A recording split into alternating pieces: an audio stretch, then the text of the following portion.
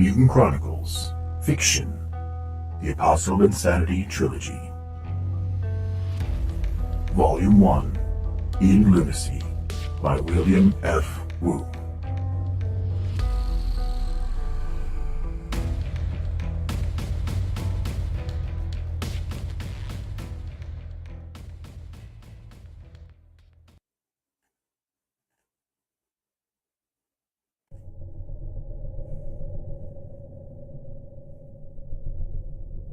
Chapter 24. You remember me now.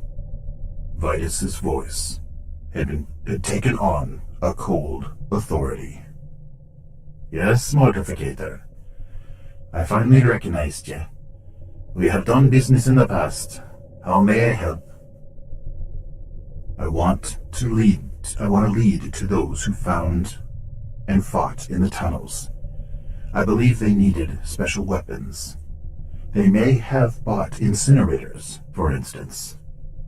I haven't sold any incinerators lately, said Cameron plainly, nor have I heard of notable sales by anyone else. But the small sale would not cause unusual talk on the street either. He hesitated. Incinerators.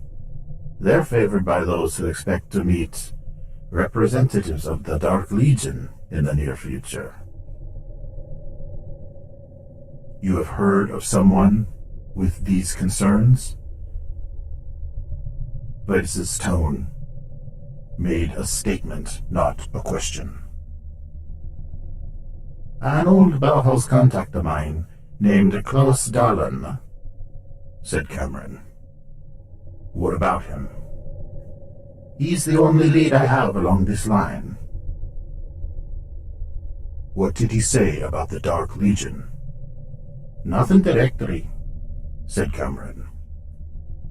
He asked me if I knew anything. So he came in, looking for rumors of the Dark Legion. Vitus studied Cameron's face. Cameron said nothing. Titus stiffened. The man clearly knew more than he was offering. If anyone could get the rest of his knowledge out of him, an Inquisitor of the Brotherhood could do it. Vitus glanced at him and shook his head. Cameron, I owe you. You can do well someday with a Mortificator in your debt. Cameron nodded. It is payment enough. Let's go, Vitus said to Titus. Vitus led him at a brisk walk back through the shadowed warehouse. Behind them, Cameron said nothing. Their footsteps echoed on the hard floor until they reached the door. Titus was glad to get outside again.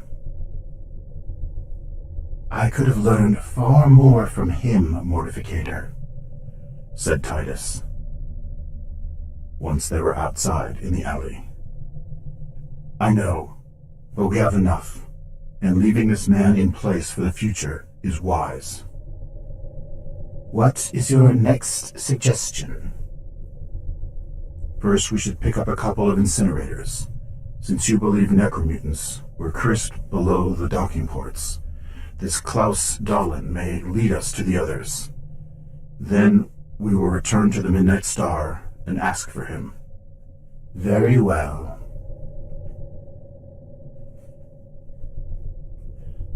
That night, Lane sat with Faye in the Midnight Star.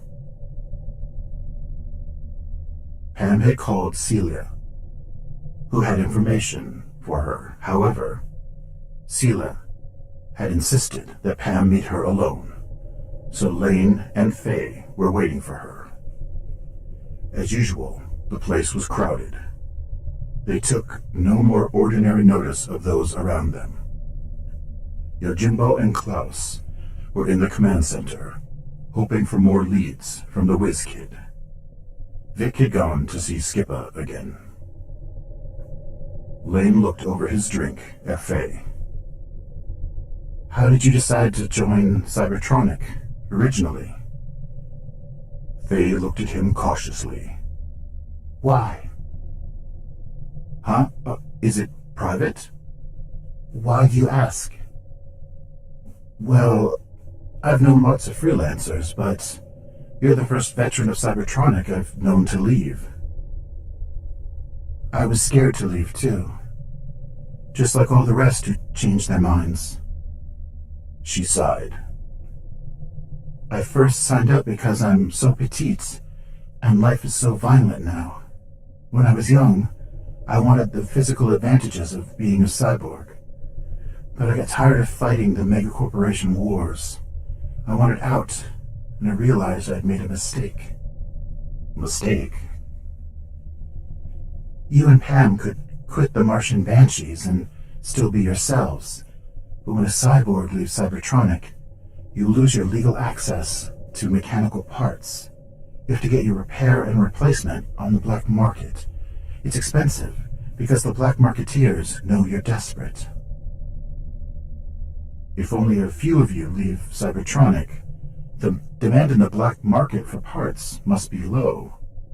Wouldn't that keep the price down? No, the demand is so low that nobody stocks the parts at all. When I need something replaced, I have to make a special order.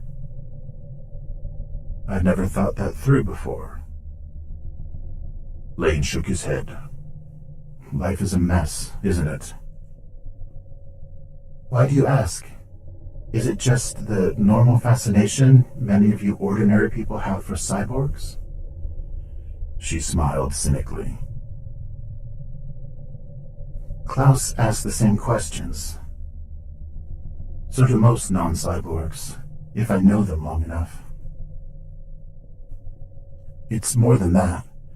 Pam and I were talking recently about how lousy life is, and whether it's really worth living.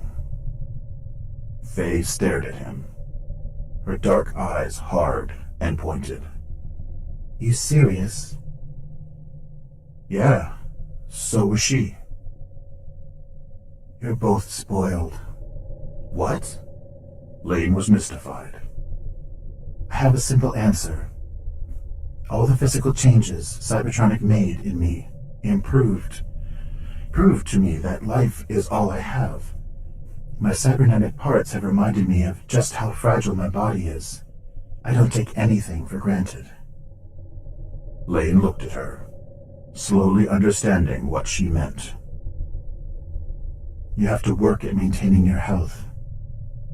If you can call it health, she smiled slightly. Maybe I should call it staying in good repair. I see what you mean. Pam and I aren't very happy with our lives, but we don't worry about this stuff. In fact, this is why I'm involved with Klaus, really. She shrugged, self-consciously. I don't get the connection. That's the right word. I want the feeling of connection, of closeness to other people. The more mechanical your body becomes, the more you feel like an outcast. Lane slowly nodded. Faye had suddenly become more of a real person to him. Up to now, she had been an acquaintance, and sometimes a colleague. But he had regarded her cyborg status as a barrier between them. This talk made her seem like a normal person. Pam's here. Faye nodded toward the door. Lane watched as the tall blonde worked her way through the crowd. He could tell by the tight smile on her face that she had learned something useful. By the time she joined them, she had already turned on the sonic disruptor. You look smug, Pam. Faye grinned. Sela gave me what she had, said Pam. It isn't everything, but it explains something about Honorius. Go ahead, Blue Eyes. She got into the Capital's files on the Brotherhood, said Pam excitedly. Supposedly, Honorius really had achieved some sort of mysticism that he was studying. Among his apparent mystic abilities is alleged short-term clairvoyance and minor telekinesis. Telekinesis? Said Lane. That may explain his escape. He probably unfastened his handcuffs with his mind. No way we could have predicted that. That's right, said Pam. The file also notes that Honorius is always zoned out to some degree. What does that mean exactly? Faye asked. The Brotherhood believes his mind cannot always tell the difference between his clairvoyant visions and events actually happening around him at the time. So far, he hasn't been useful to them because he communicates so poorly and he can't really control his visions. He handled those handcuffs just right. Lane hesitated. That could explain a lot about him, though. Almost everything he does.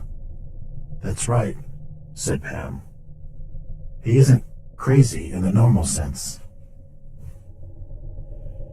He's passive because his mind is sometimes living a life independent of his body's location, said Faye slowly. He always looked like he saw visions that weren't there. And he really was talking to people who weren't there. That's my guess, said Pam. Lane nodded. I have a little more, said Pam. Just 2 names from the Brotherhood. Titus Gallicus, Senior Inquisitor of the Brotherhood, and a Mortificator named Vitus Marius have been assigned to bring Honorius back, to live with the other mystics and be studied. But I don't have a description. How did Honorius get away from the Brotherhood in the first place? Lane asked. Do they know? I don't think they know for sure, said Pam. But from the vague language in the file, I think he just sort of wandered off. Lane grinned. We learned the hard way he's capable of that. I want to get some dinner, said Pam. Then tomorrow I'm going to see Celia again. I already asked her to see if the capital files have everything else that might be related to the firefight in the dock or sightings of heretics. Now that she's done it once, she's more willing to help. If we're lucky, she'll have more tomorrow morning. Sounds good to me, said Lane. You had a good day, Blue Eyes.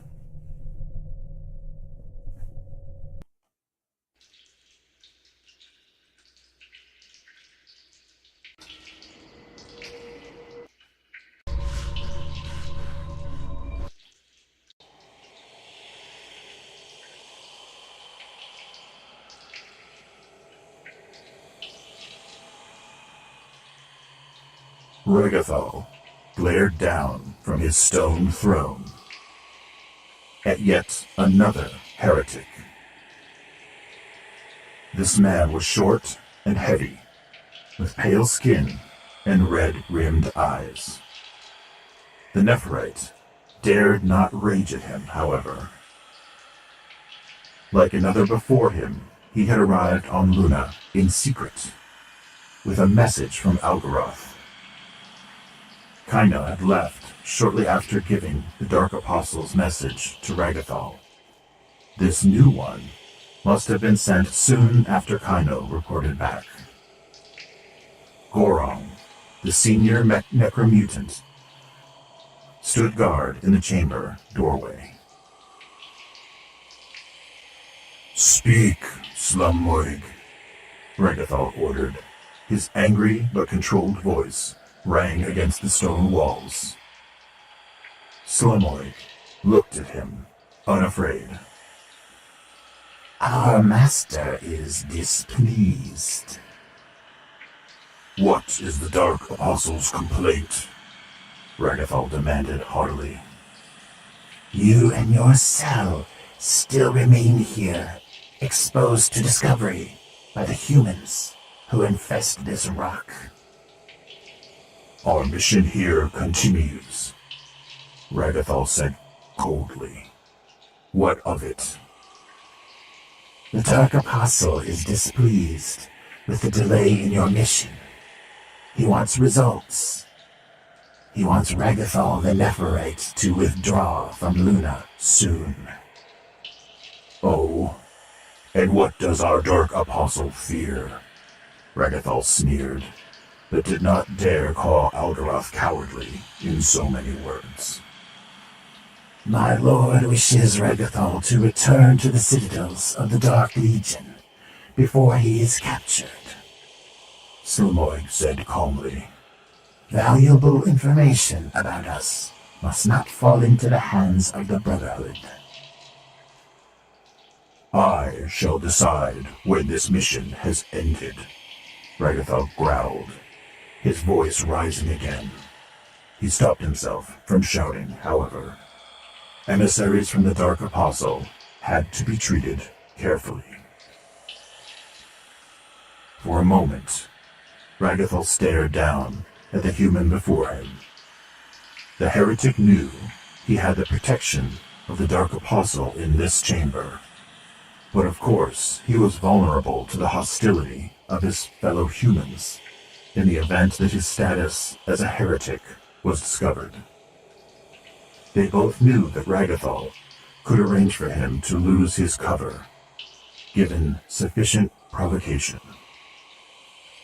In the meantime, Ragathal had only 3 necromutants, led by Gorong, and a couple low-level heretics, of whom Penyon seemed to be the most devoted. Ragathal had few other heretics placed around Luna City, who had not seen the extent of this cell here, such as the one named Snazzer, who had brought Penyon to him. However, Ragathal wanted to leave the others in place for the future. He preferred to keep them away from his cell and his current activity. You may help me serve our lord, said Ragathal, looking deep into the pale eyes of the heretic. We will finish sooner with more help. I am ordered to return to our Lord the Dark Apostle promptly. I will arrange for your departure, said Ragathal, when I deem it safe. The heretic drew himself up. I demand. Ragathal straightened angrily in his throne, and the heretic froze, suddenly silent. Slumoig glanced nervously over his shoulder and saw Gorong standing in the only doorway, blocking the exit with his massive, heavily muscular body. I shall arrange for your departure at the proper time, said Ragathal. Gorong, see that our guest has sufficient water, food, and rest. We know these humans are weak, and we must have care. As you wish. Gorong bowed deeply and stood aside for Slumoig.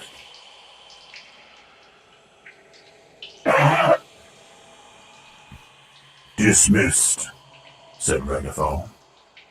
As he watched the heretic reluctantly bow and leave the chamber, the Nephirite considered the mission and its state. The human who took Honorius had to be found somehow. However, known that he had asserted his authority over with Slumoig, he would now have to send him away soon. Ragathal did not want him to have an opportunity to spy on this cell for the Dark Apostle.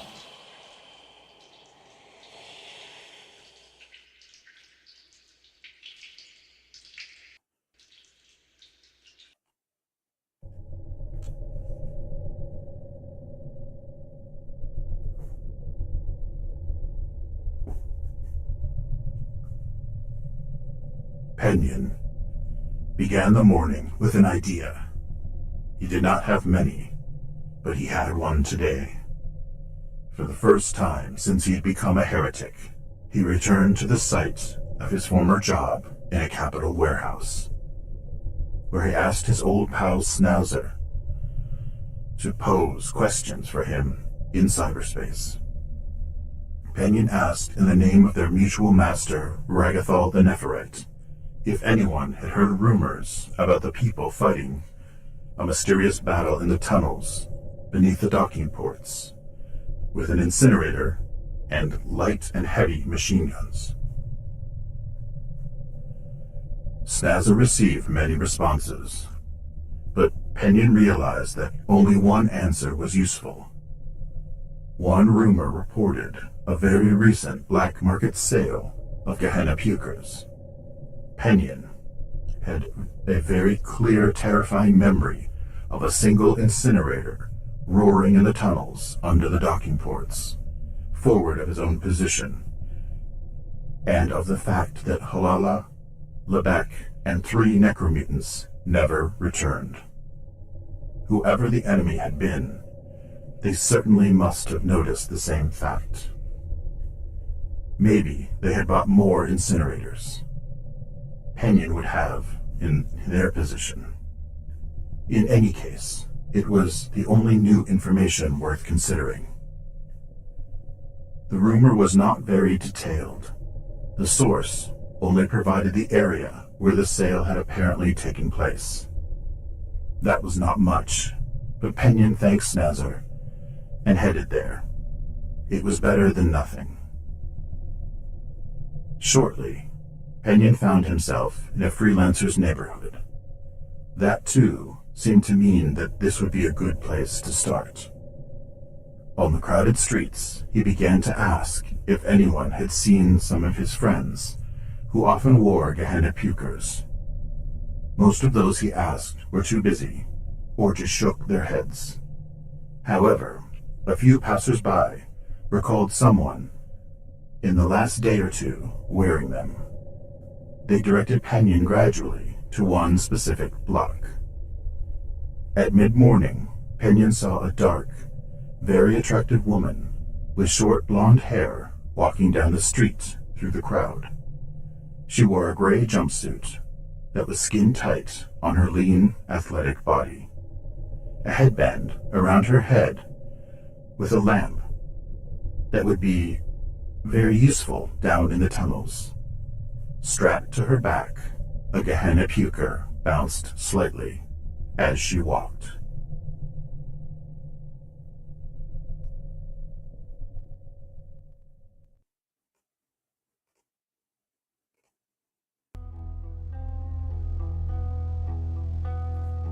Mutant Chronicles Fiction. The Apostle of Insanity Trilogy, Volume 1. In Lunacy by William F. Wu. Chapter 25. Chapter 24.